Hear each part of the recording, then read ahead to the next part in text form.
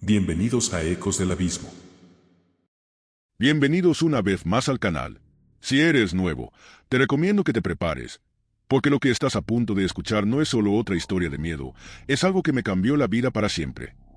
Quiero que te tomes un momento, piensa en lo que te da más miedo. ¿Es la oscuridad? ¿Estar solo en medio de la noche? ¿O quizá, perder el control de tu propio cuerpo? Bueno, de eso se trata lo que voy a contarte hoy. Porque esta no es una historia que escuché o que me contaron, es algo que presencié de primera mano. Algo que nunca creí posible hasta que lo vi con mis propios ojos. Recuerdo esa noche como si hubiera sido ayer.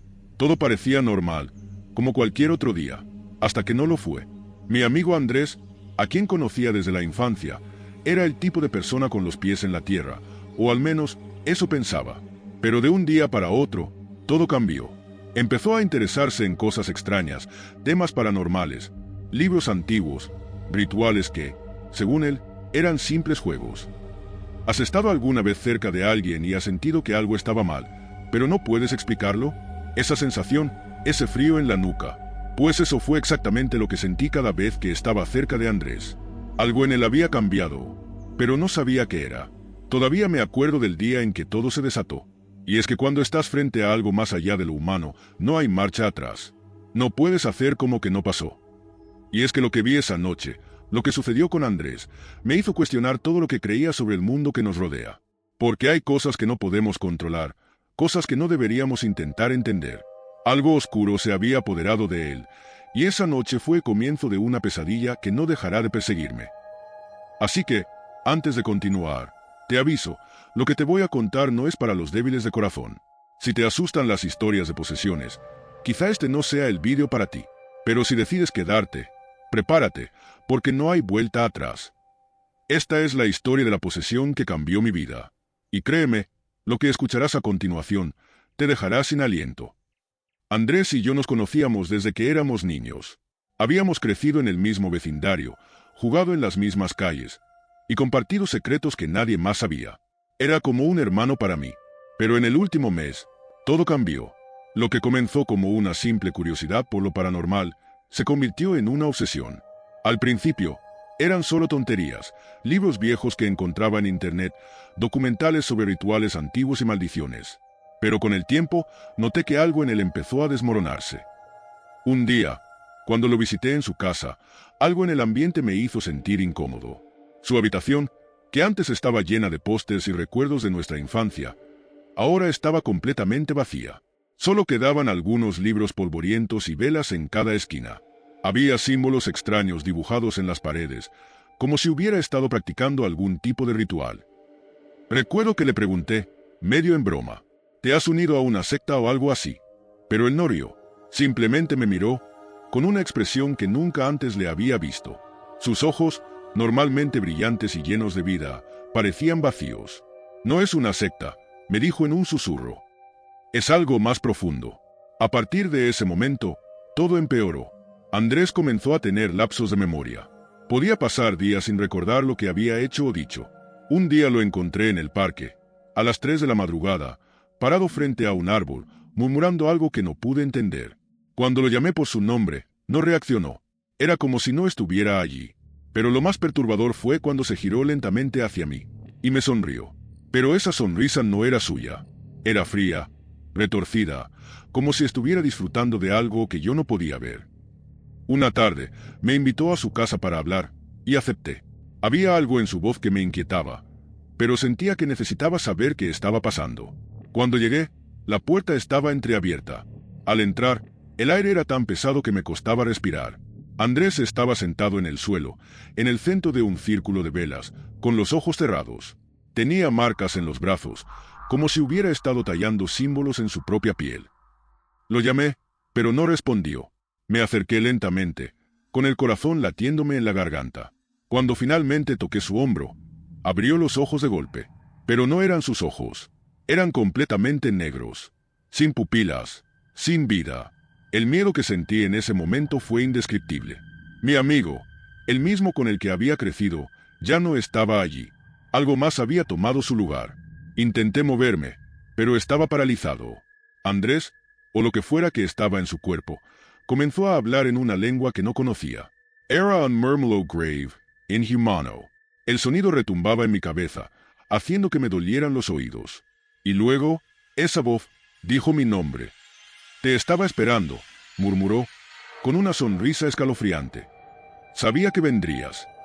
Sentí un frío invernal recorrerme la columna vertebral. Era como si esa cosa supiera todo sobre mí, mis miedos, mis secretos, todo.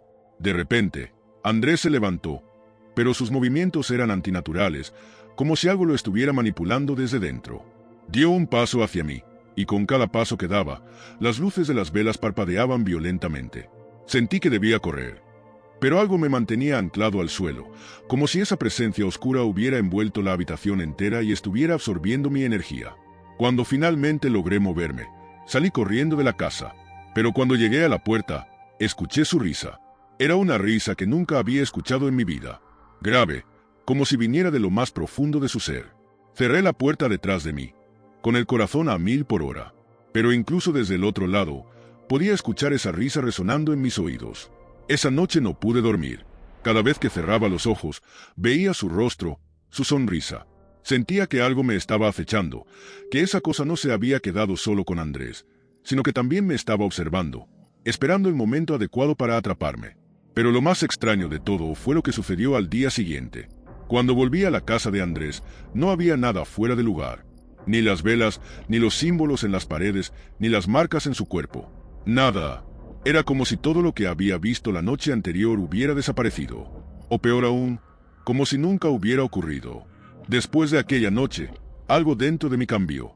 Intenté seguir adelante, convencerme de que lo que había visto no era real, que solo había sido una mala pesadilla. Pero había algo que no podía sacarme de la cabeza, la mirada de Andrés, esos ojos negros, vacíos.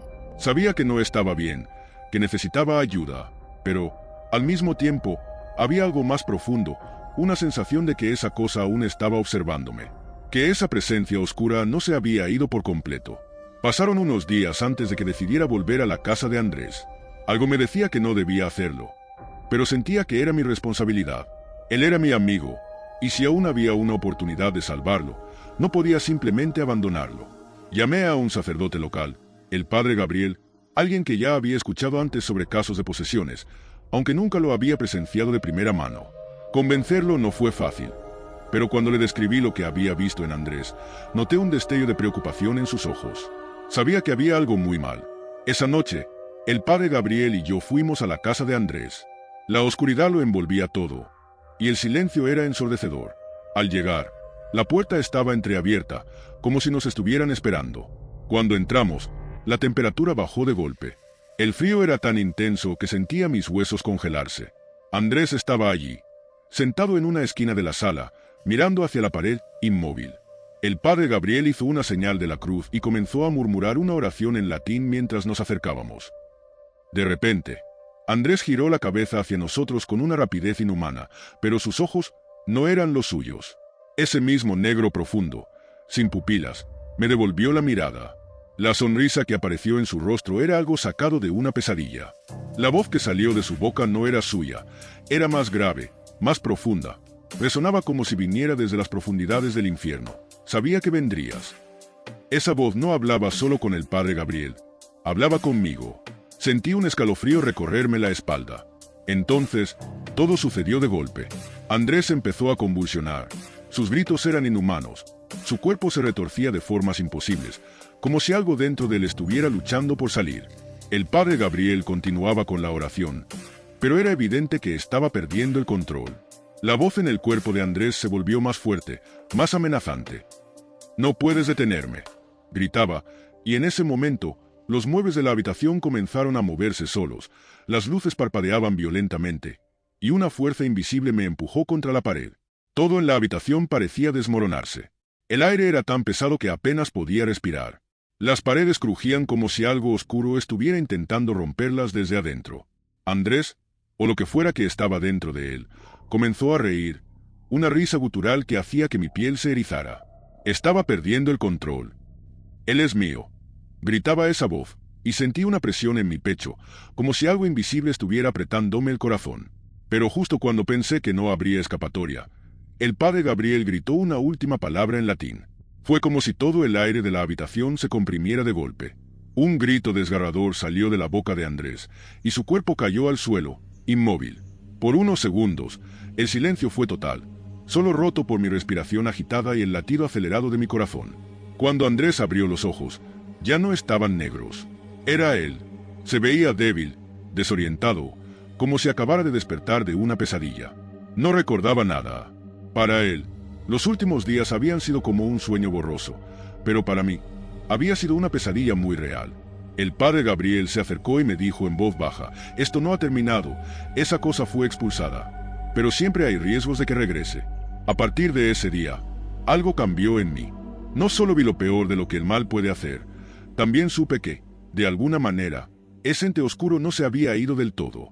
A veces, por las noches, siento su presencia. Lo escucho, lo siento, sé que sigue acechando, esperando, y no puedo evitar pensar que algún día volverá, no solo por Andrés, sino también por mí. Y así terminó, o al menos eso creí. ¿Pero realmente lo hizo? A veces, el mal deja su huella en nosotros de maneras que no podemos ver, pero siempre podemos sentir. Así fue la posesión que cambió mi vida para siempre, y aunque Andrés nunca volvió a mencionar lo que pasó, sé que hay algo más allá de este mundo, algo oscuro que todavía nos observa. Así que ahora te pregunto a ti, ¿crees que el mal puede apoderarse de una persona? ¿O crees que todo esto es solo una coincidencia? Déjame tu opinión en los comentarios, me encantaría leer lo que piensas.